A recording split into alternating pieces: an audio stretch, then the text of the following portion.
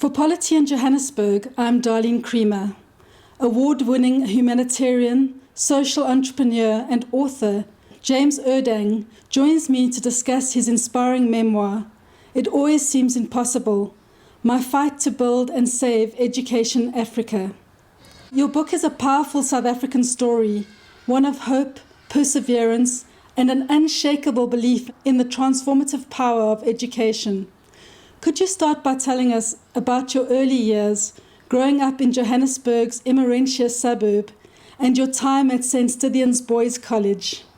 So I grew up, born 1964, so I grew up in the mid-60s and early 70s. I started off at school actually at King David, Victory Park, in 1971. And then after my first year of schooling, I had what was known as word jumble. Today is known as dyslexia. I must tell you, I prefer word jumble because it explains exactly what it is. And I was put into Crossroads School, which was fairly new. It was in a house in Parktown. And you mainly were taught English and maths. You didn't have the wide subject choices. And because I had ADHD and dyslexia, I was a bit off the wall, obviously a wild child, but they didn't have any interventions or proper interventions in those days as they have today. So I was put as an outpatient at the Tara Psychiatric Children's Clinic. It was a safe place for me. It was when I went to Saints and mainstream that things got difficult for me. When I went to Saints, I was in those days in Standard 3. I mainstreamed. I struggled on the educational side through schooling. I think one of the things that got me through school was sport. I loved rowing, I loved sport, I loved the interaction with other kids. And I left school with the school leaving certificate. And that's all I had to my name. I didn't have a matric, but I did struggle to get an education. And I wanted to give others the opportunity to not have the same struggles as me.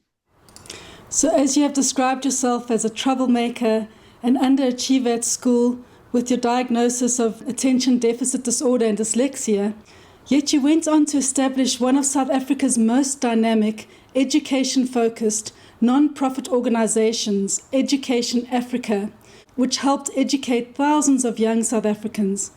How did this remarkable journey begin? The opportunity came around through the transformation to democracy. When I saw there's an opportunity to start Education Africa, I'd already got support from Dr. Zach de Beer and Helen Suzman. But one of the things I needed support was from the ANC. I knew that they were going to be the next government. Without their support, there was no chance of building this organization. If you asked me 35 years ago, would I be where I am today and change so many lives? I'd look at you bamboozled and think, are you smoking something? But yes, I phoned the ANC and I knew I wasn't going to get hold of Nelson Mandela. So I thought, let me get hold of his deputy. And I got through to Rika Hutchins' office, who was his PA. And she arranged for me to go see Tata. And I went up to the 10th floor of the ANC with the security. And if I turned left, I would have gone to Comrade Mandela's office. I turned right, and I actually turned the right way to Tata Sisulu's office. And I walked in there, and he was very warm, welcoming. But I thought a lot, how could they be so cruel to someone? Because he wasn't a big person. He wasn't like Mandela. He was small in stature, but a huge presence. And we chatted for like a half an hour. And when Rika came in to move us on to the next part and say that this is over, Tata, he talked to me for another half an hour. I left. I went back to work, I went home, and I got a call from Rika to say that he'd like to see again the next day. And when I went to go see Tata, he said, I'm going to help you. That day changed my life forever. I was privileged to work and be mentored by Walter Sisulu from 1992 till his passing. And that created a number of extraordinary opportunities with Nelson Mandela. And I'm very proud that the Nelson Mandela Foundation has written a glowing foreword to my book. Masibambane College, a school located in the informal settlement of Orange Farm, is a shining example of social cohesion and justice, a school born from a partnership with St. John's College. Could you tell us about this collaboration and how it bridges the gap between well-resourced and under-resourced schools? So Education Africa, you look at it, it's about social justice and how we're going to change and assist and bring people together was through social cohesion. And the twinning process of schools I learned between St. Stithians and Penryn. St. Stithians starts at Penryn College in the Lowveld, which I got involved with. That was my first project. And they were twinned, and you learned about the expertise. So when I started Masvinbani College, I was actually approached on the 22nd of June 1994. I met with a chap named Thomas Zilf, the GM of Austrian Airlines. His dad was the mayor of Vienna at the time, and they said they want to do a project in South Africa, specifically in Soweto around education to celebrate the dawn of democracy. And I went running to Sisulu because I was young. I was in my late 20s, and I said, what do I do? And he says, well, Soweto's got schools. You've got to build a school in Orange Farm. And that was the start of the project. We started in the program, and St. John's came on board in early 1996. And next year, we'll be celebrating our official opening of Masvinbani. That will be its 30th anniversary. But it's so important for South Africans to see that collaborations and partnerships work. There is the capacity to change education in this country. You just look at what the independent schools are doing in their outreach programs. And a good example is St. John's partnering with us with Masvinbani College. St. John's have also got the St. John's Academy, which hundreds of kids come in the afternoon. They've got massive bursary programs. So these schools today aren't exclusive schools. They're inclusive. And I think that's important. If you go to St. Stithians, you go to all my class, wherever you might go, they are doing something in uplifting their communities. And I think that's got to be looked at very, very differently. But St. John's been a great partner. It's 30 years, and I'm proud of that partnership. And I fly the St. John's flag, and I think they fly ours. But it's all to help the community of Orange Farm excel. And it is. You look at last year, we had a 98.1% matric pass rate. The average bachelor pass in South Africa was 47%, up from 46%. And that's your real matric pass rate. We were at 76%, even amassing 59 distinctions. So it just shows you can build quality educational institutions in our peri-urban or township areas, and they can excel. And that's around opportunity.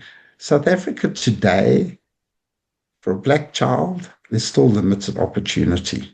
For a black child to get a quality education, it's still about beating the system. And that shouldn't be happening 30 years into our democracy.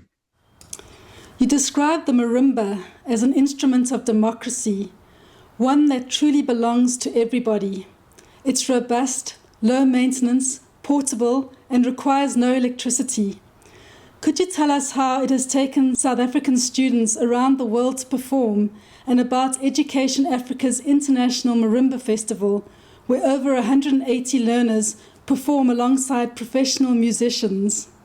So our marimba project, we started at Masvinbani College, and we just had one hub, and then we were joined by this, what I call the marimba mama, Joan Lithgow, who built our marimba program into one of the biggest in the world. In fact, proud to say that CNN International in South Africa has done 3 documentaries on our marimbas. From our festival that actually hosts over 2,000 musicians, young musicians, over a weekend. It's our Sounds of Celebration on stage that hosts about 180 musicians with professional musicians. And those events are all built around social cohesion. There's resource schools, there's under-resourced schools, there's kids with disabilities, all performing on one stage, all competing against each other. And that's the beauty about music, just like sport, it brings people together. One of the things I'm very proud of is that our marimba program looks at inclusive education. So we trained the first deaf marimba band from Hammanskraal. In fact, they performed live on stage with Ladysmith Mabaza. And that was one of the documentaries that CNN did. We trained a visually impaired marimba band. We've got a number of bands on the spectrum. We've got a number of physically disabled kids. So music is a game changer.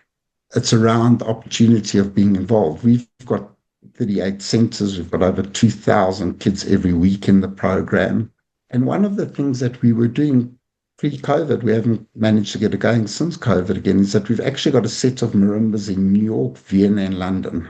And we're taking disadvantaged kids on tours. And we've done remarkable things. In New York, we played in the Central Park Boathouse with Gloria Gaynor doing I'll Survive live on stage. With Roberta Flack, we've played at the Life Ball in Vienna, which at the time was the biggest ball in Europe, 40,000 people. We've played at the Danube Festival, which hosts over 2 million people over the weekend. And the opportunities of these travels and opening up kids' eyes that there's a greater world out there. And even a lot of our tours, even to the UK, it's also been built around social cohesion because they stay with a UK family and they stay in one of the boarding houses with the other kids. And each child can learn about each other's backgrounds.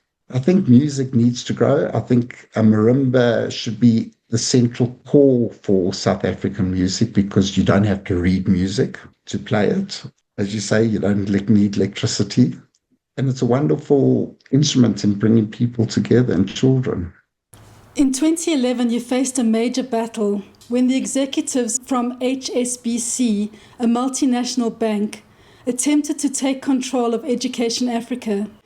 Please share what happened during that David versus Goliath battle to save your organisation, and tell us about the courageous role played by UK politician Lord Peter Hain in that fight.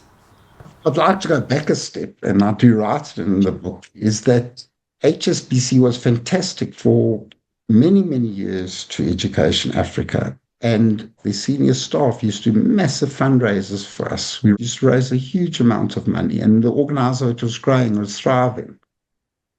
HSBC is an animate object. Who was in charge at the time? That's where these things go wrong. And this is what happened to Education Africa. The whole story, I still think is bizarre. Yeah. What does a big international bank, one of the biggest banks, want to do a hostile takeover of a little charity? Which they did. And I talk about it in my book. And it reads like thriller. It's hard to be true. This is what we went through.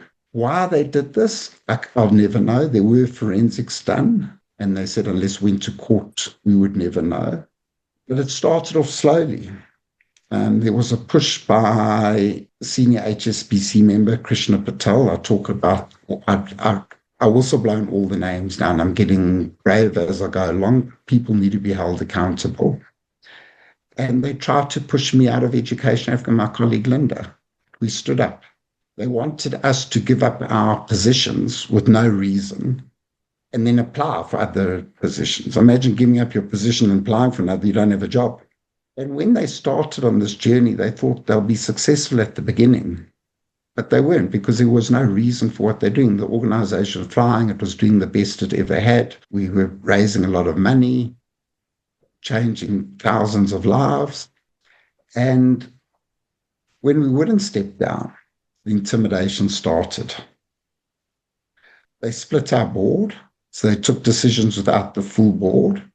They then brought in Deloitte to do a gap analysis to find wrongdoing. No wrongdoing was found. In fact, that gap analysis became a fantastic tool for us to fix things, but even though it was directed at big corporates, Deloitte, I must say, were fantastic because when this whole saga was over, they came to our rescue. Obviously, they were commissioned. There's nothing they could do. They came to our rescue and helped us get our credibility back. In fact, they had one of the retired senior partners in our office for 3 years. Then the pressure continued. And we were called into HSBC's offices in Sandton. And we had this Krishna Patel waiving that gap analysis and threatening us.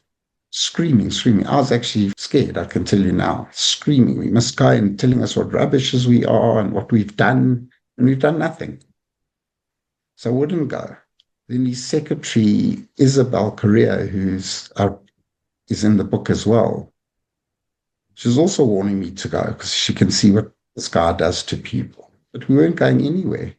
I then went for ankle reconstruction. This was over the December period. When I came back, I had to go on a tour to Vienna. And my colleague Linda phoned me and said, James, they've appointed a new chief operating officer whose job was to implement the gap analysis. But we've already done that. So she was then digging deeper, trying to find wrongdoing, doing another forensic. I got back to the office. She wouldn't speak to me. I ran the organization. So I confronted her. And when I confronted her, she phoned Isabel, who works directly into Patel, and says, but James knows all the answers. Why can't I speak to James? She was summoned back to the office. The next day, I was coming back from a meeting. I was called. I said, I'm on my way back. No, it's urgent. You need to get back to the office. Angie McQuittler wants to see you. She's waiting for you. And I think, what's so urgent? But I was quite happy because now I could confront Angie, who's supposed to be our chairman, on what's going on. I get back to the office. I get called into our meeting room, and she's reading out this letter for our suspension with no charges. Pending investigation, that's illegal. Then on top of that, she tells me to take all my things out the office. My drawings, my pictures, everything must be cleared out. That is constructive dismissal. So we entered this period which we call the 7 weeks. And during that 7 weeks, they appointed Patrick Deal from Tegiso. They managed these inquiries because they instituted inquiry against Linda and I. And Patrick Deal was fantastic. The second day he says, but there's no case here. So they fire him and they appoint Cliff Decker. So they appoint Cliff Decker to negotiate with our labour attorneys a settlement, and they appoint Cliff Decker to chair the meeting. That's gross conflict of interest. When this inquiry was going on, it went on for several days. In fact, at first they stopped us getting information. We had to go the legal way so that we could get information to protect ourselves. They wouldn't even let us prep ourselves. It started coming apart. They had Angie McQuittler, who was our then chair, who then became interim CEO of the organization. She took money from the organization. She was paid for this. She didn't have a full board resolution. Angie became head of Human Rights Council. She couldn't have made a full declaration. A lot of people need to answer. And then they started sending around a string of defamatory emails, which were blind copied by one of the people to me, accusing me of ill treatment of children and financial mismanagement. Those two things would have destroyed my life. But it came apart. And when it came apart, we started learning that HSBC changed the locks on our office doors and controlled access. They're involved in reckless trading, in fraudulent access to Education Africa bank accounts, unauthorized withdrawals from donor-funded projects. They even went so far to deletion of financial records and correspondence on the servers, and this defamation campaign that had no substance. And when forensic investigation was started on the allegations, it was first started by ENS Africa. HSBC stopped them. They should have cooperated with them. It was completed by Worksmans in the end. And they did everything to delay it, because the more they delayed it, the bigger chance that we'd go under and they'd cover it up. Even in the forensics report back, they talked about why did they go so far? And they said, in the end, they wanted to destroy James's life because they know if they destroyed James, the whole thing would have gone under. But they did destroy lives. You land up with staff members who lost jobs, lost homes, you name it. And I had a UK attorney, this chap named Stephen Lloyd, who believed in me, and he helped me take on HSBC. Yes, they did give us settlement of £2 million, which I refused to sign. That settlement wasn't fair. Our damages we proved already at £8 million without reputation. And they refused to pay out or help those they harmed. But they were willing to protect those involved in criminal activity. Those people got job security, they got bonuses, they have beautiful pensions today. None of them accountable. Yet lives have been destroyed. And when you read the story, you'll see that tens of thousands of South Africans lost educational opportunities. It shows the way they went and covered it up at HSBC PLC. But it was Lord Peter Hain in the end, after the settlement came a few years later, that wrote this open letter to the National Crimes Agency, which is equivalent to the FBI, which this case now remains an open criminal case, to highlight what's happening. And I think it's Lord Peter Hain's letter that has made me brave enough to write my story. I think without his letter, I don't think I ever would have done it. And it's still taken several weeks for me to be brave enough now to really push from this week on the whistleblowing side. It's been a very soft launch because I've been very nervous. We wanted a sincere apology. If they did that and went to our donors with a sincere apology and they'd helped us and the donors, Education Africa will be flying today. More South Africans will have opportunities. There'll be more teachers trained in early childhood development. There'll be more children doing music. Our school in Orange Farm with St. John's, most probably the construction will be finished and it'll be most probably the top STEM school on the continent. And that's what corruption does. It eats away our society. But I thank Peter Hain for making me brave. Because without Peter Hain making me brave and the way he's spoken up about state capture, I wouldn't have written this book.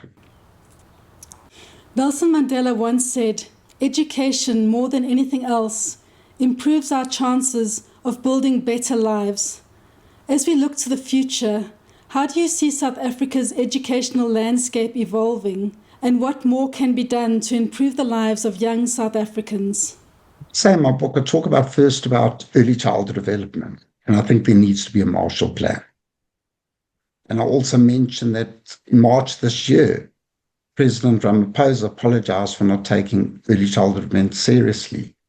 South Africa is very much at a crossroads of education. The ANC have got our schools full, our primary schools. So they're doing well at universal education. But then I talk about looking at the TIMS, which is the benchmarking of maths and science. And we've got to take our hats off to the government because they participate in the global survey on maths and science. Where do we come? Stone last in both.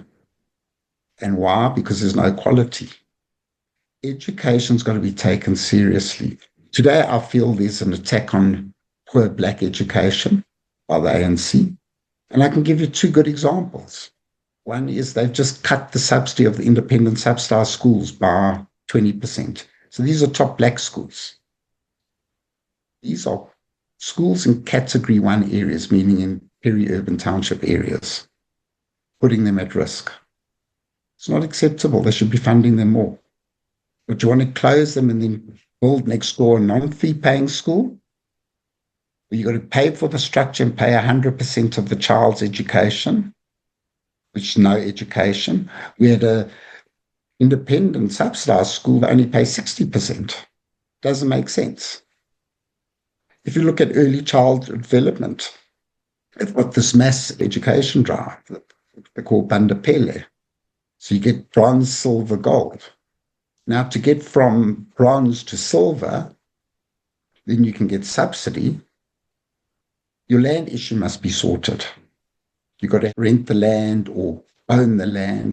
We're in these poor communities. That's governments. They got to sort the land, not these communities. So I would rather be taught under a tree by a good teacher than in a fancy facility by a crap teacher.